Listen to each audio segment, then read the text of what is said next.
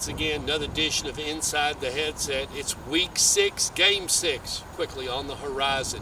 5 is behind us. I'm on the campus of Riverdale High School. I got with me the head coach of the Riverdale Warriors, head coach Will Kriesky. Yeah. I was just over at your brother, so Will Kriesky, sorry. Yeah, right. We were just talking before we started, I think about Columbia Central, the team you're getting ready to face. And we'll talk about last Friday night's game, but I was just thinking, the last time I was involved in anything like them, Phillip and them played them, I think it was 06 run, and we had a 06-07 back-to-back. A gritty team. We'll talk about that in a minute. They're a little bit on the ruthless side. You've picked the one that's Chris Jordan came from there. He played around, but he was from there. He ended up at Brentwood Academy, but he's originally from Murray County. Let's go back to your game this past Friday night. Good one for you. You were able to come away with a win, but Stewart's Creek, they got a few quarterback issues, some health issues and stuff, but it was down at their place, and you was a little concerned. Yeah, it was. Anytime we reach a game, and the kids always be, playing in-county games, these kids are going to be fired up to play each other, and you just make sure you guys are focused and ready to go. Like you said, they've kind of got a little bit of the injury bug going on. They've lost a few kids here and there. You've been there. Yeah, and we just needed to take care of ourselves and take care of the opportunity, and we come out.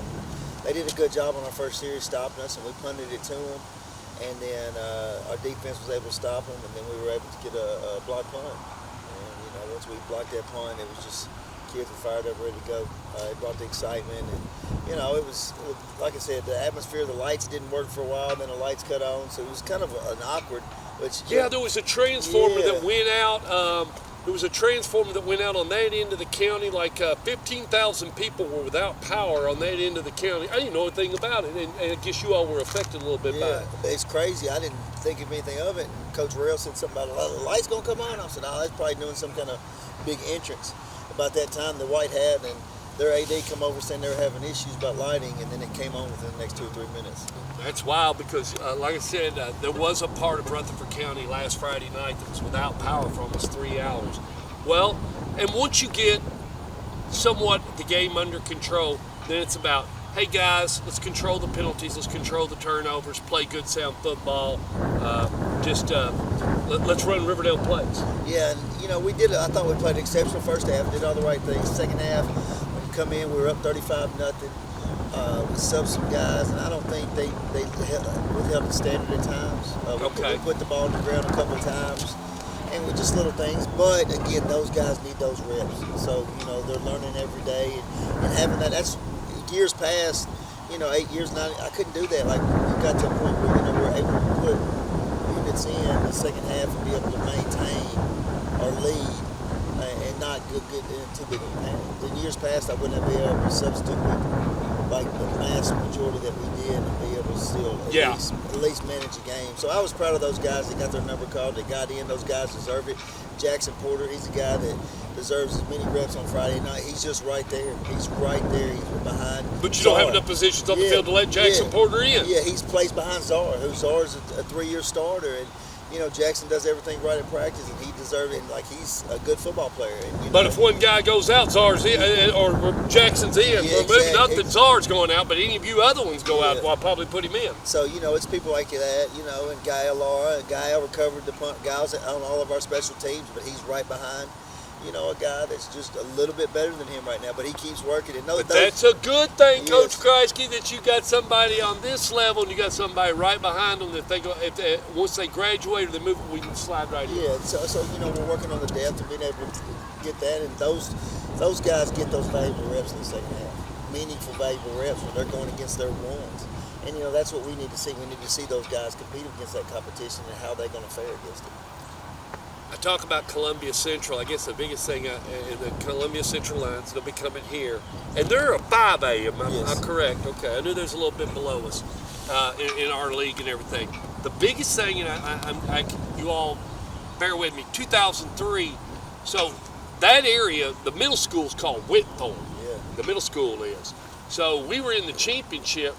I was over at Smyrna Middle because that Sonny was in middle school, and I was filming him and my son Tyler, and they were playing for Smyrna Middle School Panthers, and we got in the championship, and we went over to Columbia Central. We go into the countersunk field. They've got a train engine for the horn. It's a rough place, and I don't know. Have you ever been in that press box? I've never been in the press box.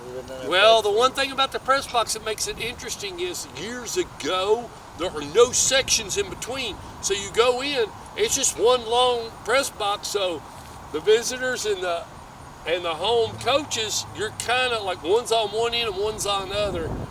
And if something goes wrong and you let off something that you shouldn't say, it'll echo through the whole entire, so it's a different place over at Columbia Central.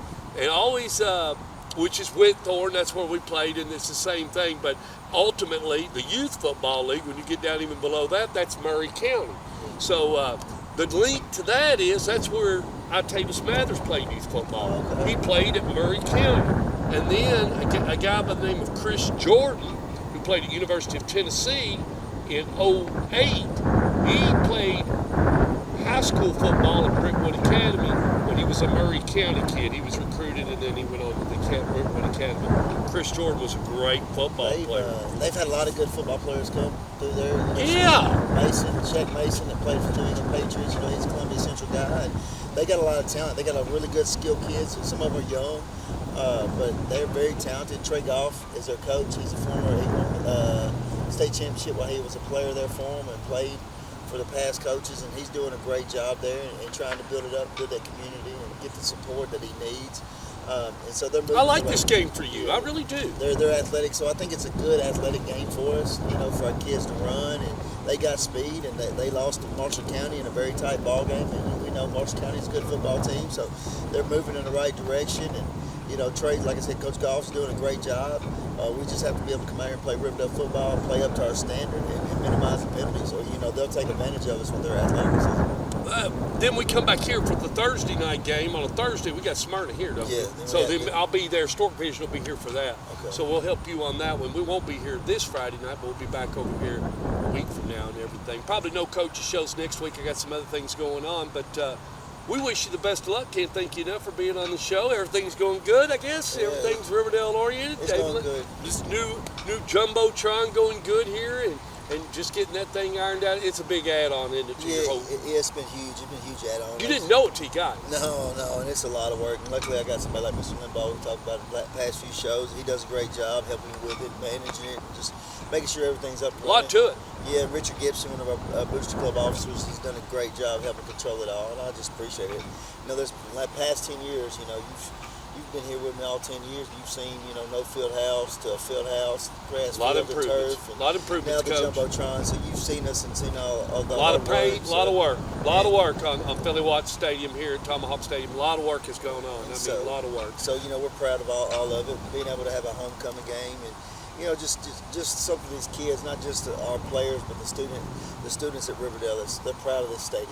Will that be your last home game, that Smyrna game? Because you've had a good run of home games here, or are you going to have one more? And we'll have Siegel. That's going to be your senior night. Smyrna and Siegel. Well, these are the last 3 home games. And man, it's getting close, isn't it, Coach? It's crazy. I'm just telling you, brother, man. We're getting down to it.